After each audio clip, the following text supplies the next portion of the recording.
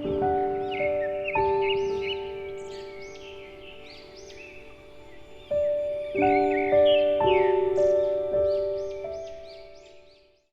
hai, assalamualaikum warahmatullahi wabarakatuh. Di video ini saya mau coba share media tanam yang saya pakai di sini ya, media tanam Takakakti.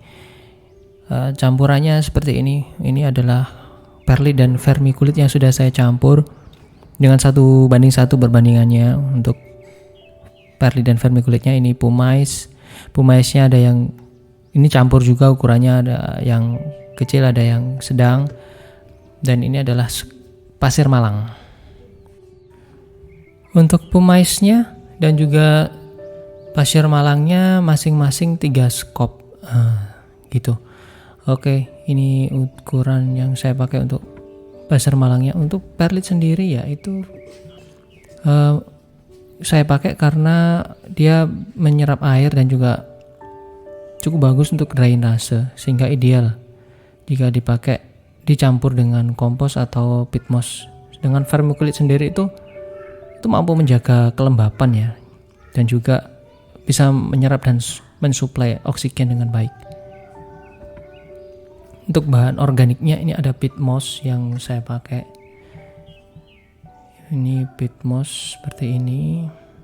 Pit moss itu biasa orang sebut juga gambut mutiara. Itu media tanam yang berwarna hitam ya, hampir seperti kokopit. Ini diperoleh dari pembusukan sphagnum atau itu lumut sphagnum yang telah lama mengalami dekomposisi anaerob. Kelebihannya dapat menyimpan air dan tidak mudah kering, mempercepat pertumbuhan akar tanaman, dapat menyerap bahan kimia yang terdapat di air ya. Juga bagus untuk penyemaian. Ini juga ada sekam bakar. Pada pori-pori sekam bakar ini bisa jadi tempat hidup berkembang biak mikroorganisme ya, pengurai bahan organik yang bisa menjadi nutrisi dan unsur hara yang bagus untuk kaktus. Saya juga pakai pupuk daun, kompos ya, pupuk maksud saya kompos daun. Ini dari kompos daun Trembesi ya, saya dapat dari toko online di marketplace. Ini pemakaiannya juga nggak terlalu banyak. Nah, itu seluruh media tanam saya. Jadi dari perbandingan 3 dan juga ini masing-masing 1.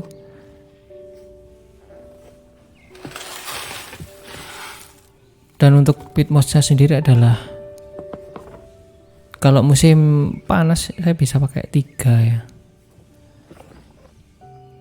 Atau bisa menyesuaikan juga dengan kondisi lingkungan masing-masing. Kalau di sini saya pakai 3 skop.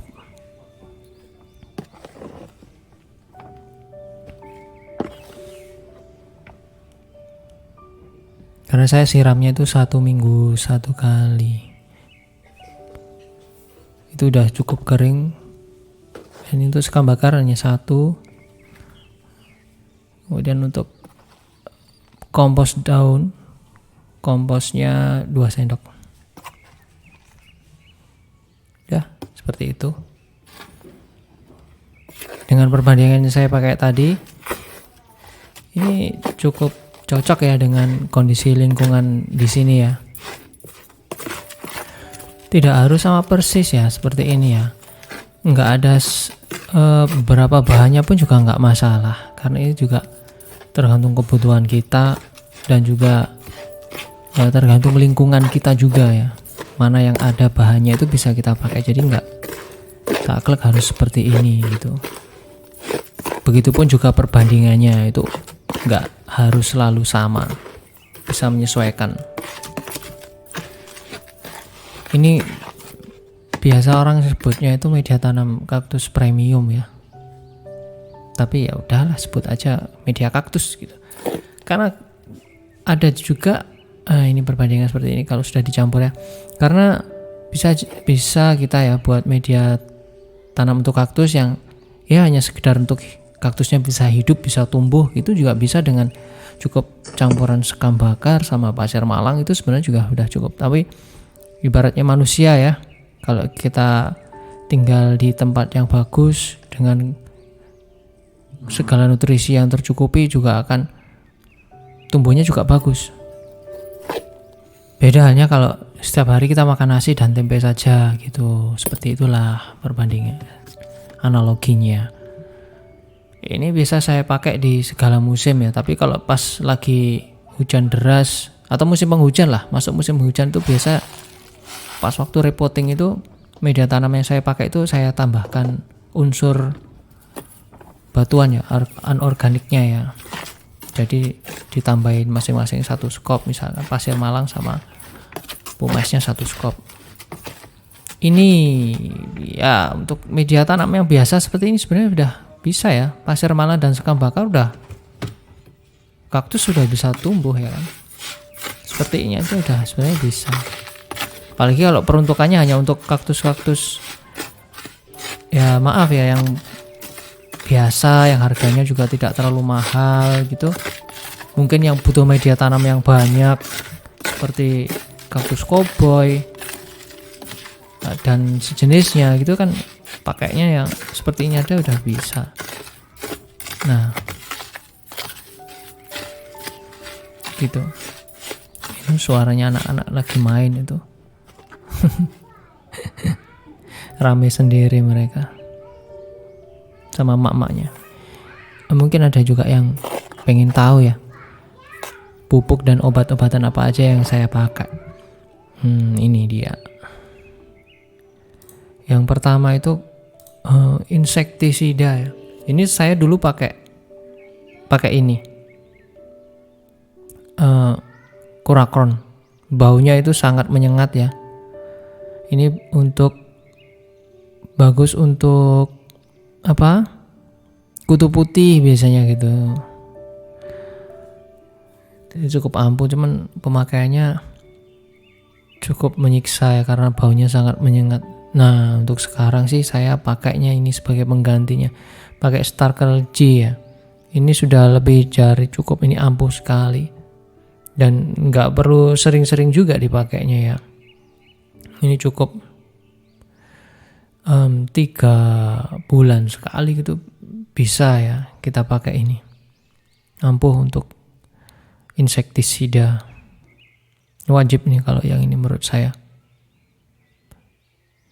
Selain itu untuk fungisida saya pakai Antrakol, harganya murah dan cukup bagus juga. Sejauh ini sih sangat work ya, sangat berfungsi ya. Jamur-jamur itu jarang sekali saya temui pada tanaman kaktus saya. Harganya juga tidak terlalu mahal. Ada merek lain yang bisa teman-teman pilih, saya pakai Antrakol. Untuk tanaman kasihlah vitamin. Ada ya ini vitamin B1 ini yang warna kuning ini. Ada juga yang B1 yang dari Thailand yang warna biru. Ini ada 2 pilihan. Untuk ukurannya ada yang di botol besar atau di botol kecil. Saya selang-seling ya pakai Atonik ini juga sebagai suplemen ya. Selang-seling dengan penggunaan B1 ya. Bisa 2 minggu sekali.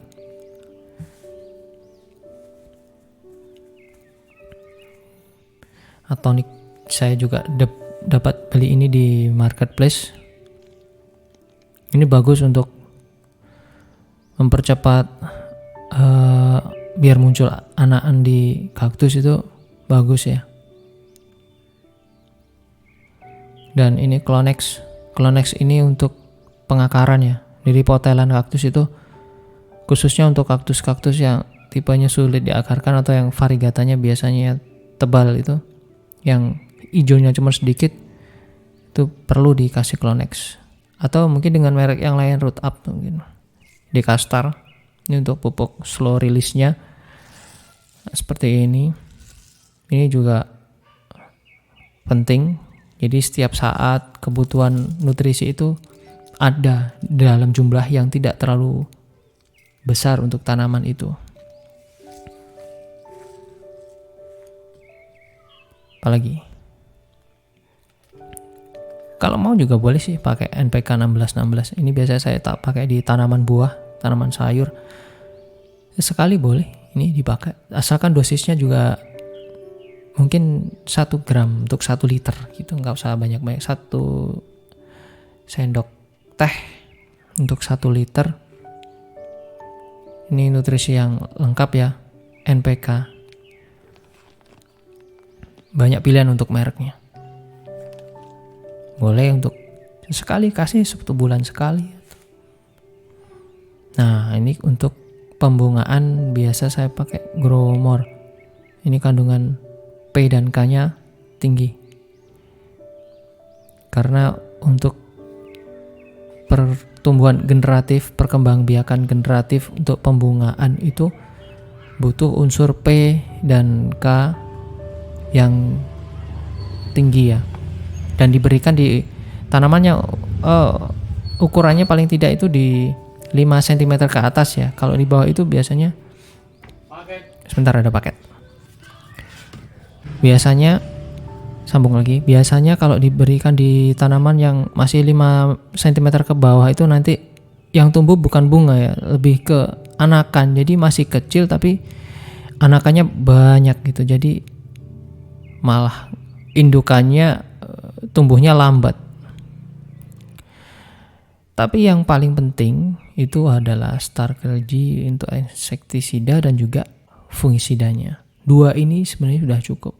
Antrakol dan lebih bagus 2 itu tadi ya. Nah, untuk nutrisinya 2 ini juga sudah cukup. Dekastar untuk pupuk slow release kebutuhan nutrisi. Untuk dosisnya ya semuanya baik insektisida, fungisida maupun pupuk pakai sesuai petunjuk yang ada di botol. Oke teman-teman, mungkin untuk di video kali ini cukup itu yang bisa saya bagi. Jika ada kesalahan saya mohon maaf. Jika ada pertanyaan silahkan tulis di kolom komentar. Oke, terima kasih sudah menonton. Sampai ketemu di video berikutnya. See you. Assalamualaikum warahmatullahi wabarakatuh.